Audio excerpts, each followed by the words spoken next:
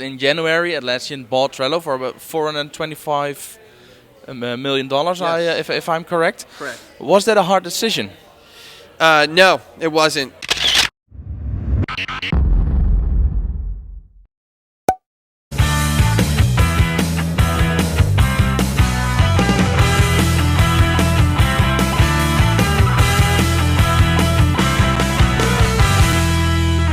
I'm standing next to one of the founders of one of my favorite productivity tools I have on my phone. Woohoo!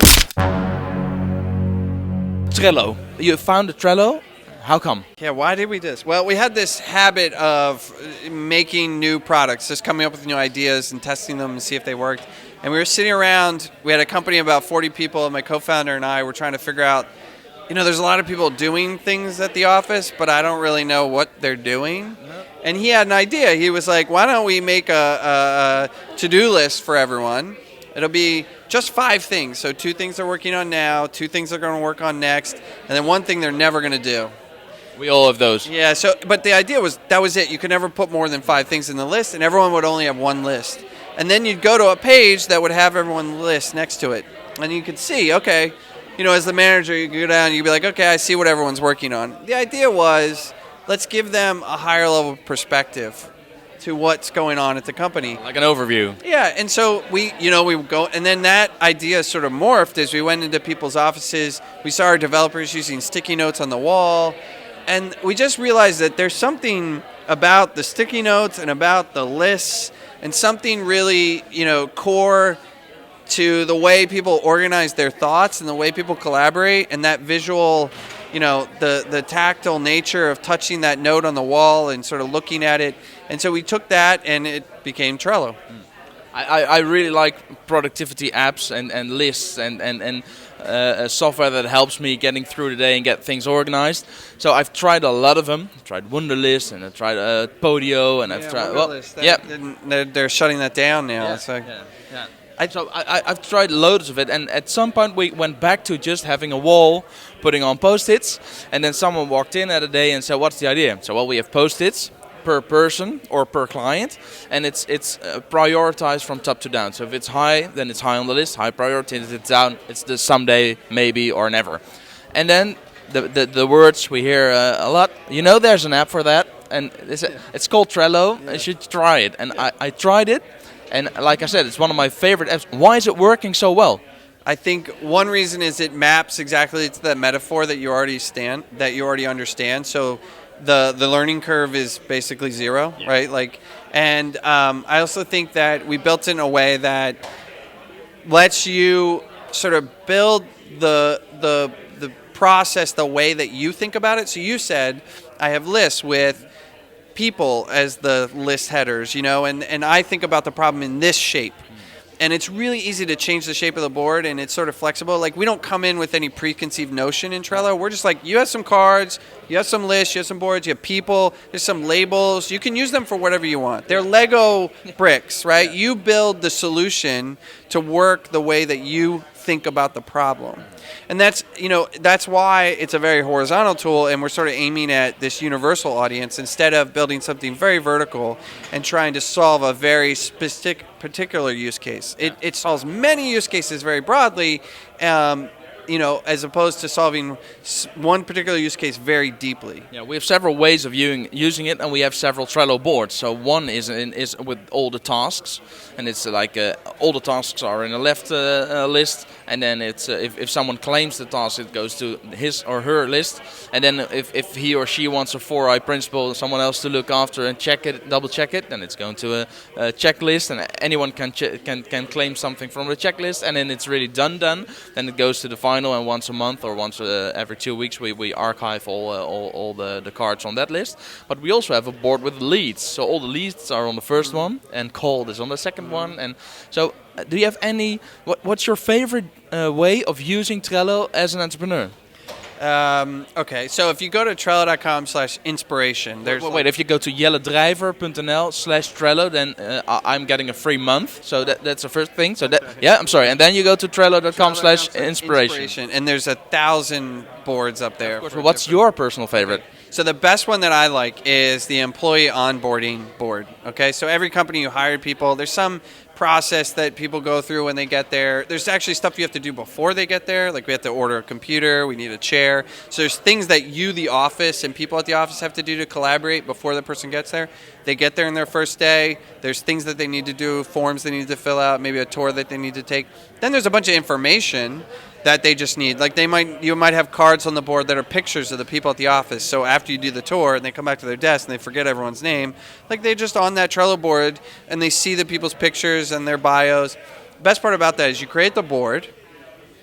Then when the new person comes, you copy the board, right? So that you have a copy that the person works through and they add their comments and everything to the card, and then you archive that. And then the next time a new person comes, you copy the main board again. And if you ever miss something that you go, oh, well, we didn't tell you about this, or you just update that main board, and then it'll fix it the next time that process comes through. The other thing that's great about that, from my perspective, is that means that every employee that comes into your company learns about Trello. So of course that's a benefit from your perspective. My favorite. Yeah, that's what I want to hear. So thanks for that. What I also like is the combination with other tools like Slack and Google Calendar and stuff. And are there any add-ons that people should really look into specifically? There's a calendar power-up that's really powerful. So you can look at your cards. If you put due dates on them, you sort of like look at them all in a calendar view. There's a card snooze power-up. So, like, let's say you're on a board and you're like, yeah, I don't want this card to be here now because it's not really important today, but I want it to reappear in a week or in a month. So you can send it away for a month.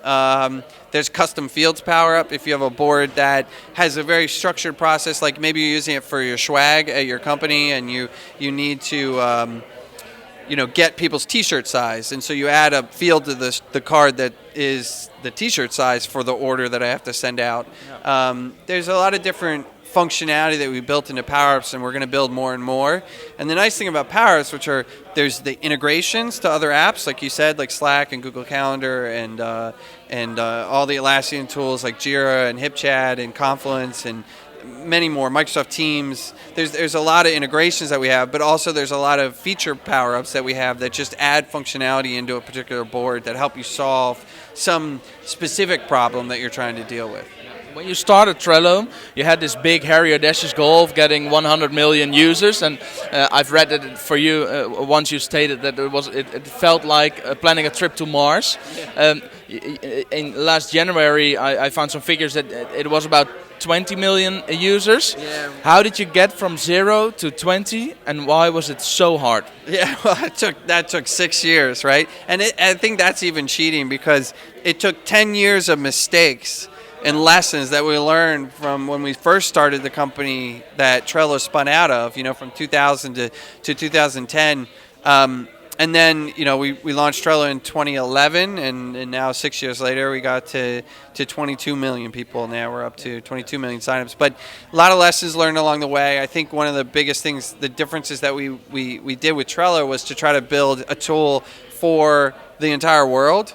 So the idea of building an international tool, making it available, it was 21 languages that you can use Trello in, and just sort of realizing that the entire market of users for Trello is the whole globe, right? And everyone in every place. But also we take that to heart internally. Like even the people that build Trello, we 60% of the people that work for Trello are remote.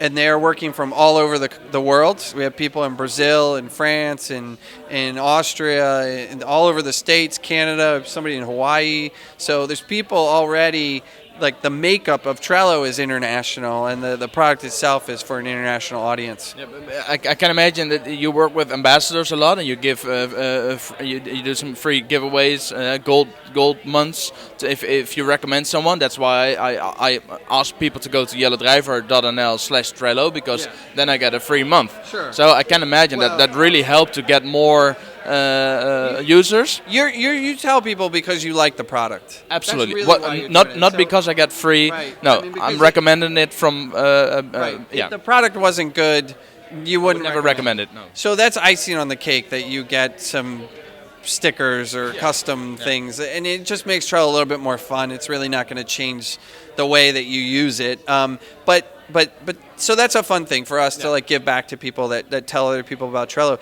And it's interesting because we've never spent any money on advertising.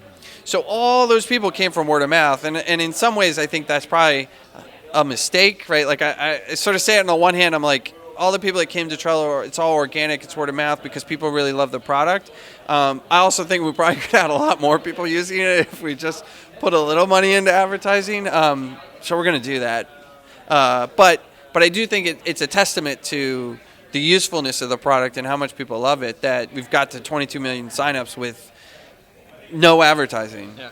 When did the hockey stick came in use? Because I can imagine it's sort of an oil. It's a hockey stick, right? Or you said that, yeah. It's sort of funny because it's like depends on which Zoom level you look at it. It's like per year or, when we launched at TechCrunch Disrupt 6 years ago, you had a ton of signups on that day, right? It took us probably 3 or 4 years before every day became a TechCrunch day, right? It was a very long time before we ever got that number of signups in a day again. And it's just you just keep putting your one foot in front of the other. I don't know there was one specific day that was the turning point for us. It's just if you get more people and they recommend it to more people, and then that just sort of viral. Yeah, it took a lot of mistakes. Yep, yeah. It did. It did. And what's your favorite failure? We built a product called Copilot a long time ago that was a screen sharing tool. So like if you were somewhere else and I wanted to see what was going on your screen, you go to a URL and give me a code. Now like that's a very common app, right? But at the time, that didn't exist. Like companies like Log Me In and Go to My PC didn't exist. And we built that and we marketed it toward customer support reps, like people that were doing customer support, which is probably too small of a market. So we made money on it. And then those other companies, Log Me In and Go to My PC, sort of came out and got a lot of traction, in a much broader audience and became billion-dollar companies. So, it's interesting. If I look back at a lot of the mistakes, maybe the right product at the wrong time or the right product at the right time but the wrong marketing strategy, we used a lot of those failures and those lessons along the way to help us create the apps that did succeed. But, yeah. You talked about swag earlier. Yeah. You have Atlassian on your shirt and not Trello. Well, no, I got... Oh, you have Trello as well. So you have both of it. But Atlassian is above Trello, and that's kind of the thing because in January Atlassian bought Trello for about $425 million. Yes. If I'm correct. Correct. Was that a hard decision? No, it wasn't. Because actually, the interesting thing was at the time, we didn't need to sell the company. We were doing great. We were basically in total control of our burn and our finances. And in fact, had a lot of VCs that wanted to invest. When Mike, Cannon Brooks, the co-founder of Atlassian, pinged me and said, "Hey, do you have time for lunch?" I was like, "Sure." Like everything nothing to lose. Yeah, why not? I'll have this conversation. And I sort of thought I kind of knew that we were going to talk about the acquisition, but I'm kind of thinking it's probably not going to, work because I don't really need to sell and everything's going great and I'm really bullish on the future. And we sat down and we sort of talked about two things. One was the people at the company and all about the culture and what we were trying to build, inside the company and that, our values. And then the second thing was, what is the vision of Trello? Like, what do we want to do with this? Where do we want to take it? And what is it? The idea that really what we're trying to build is this universal app for everyone to use, whether it's at work or at home, and the idea that this is a collaborative tool. People understand the metaphor. This can be a blueprint for so many different things that you do in your life. And so I think that horizontal nature of the app and the sort of global reach of the app was what resonated with him and was the shared part of why he was interested in Trello.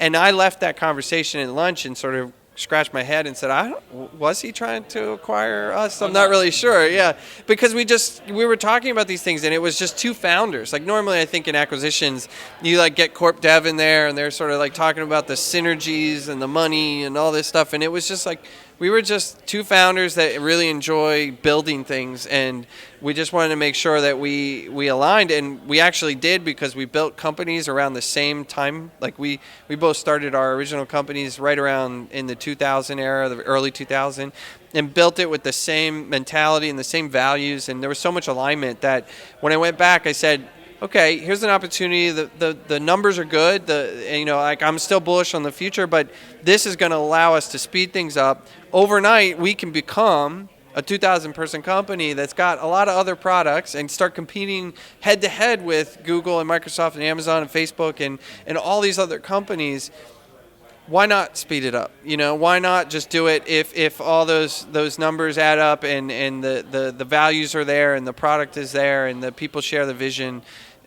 So I was like, in what way did the acquisition of Atlassian contribute to the goal you had at Trello? You just described the goal.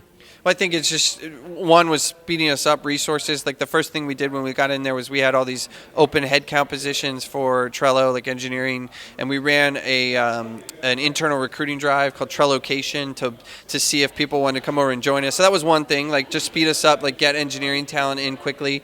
The other thing was, as I talked before, like I think spreading organically is awesome because it's a testament to how awesome your product is, but it's also, if more people knew about Trello, more people would use it, right? And so spending money on advertising is a thing that we didn't do when we were a startup because we were very cash flow sensitive, and we can do that now.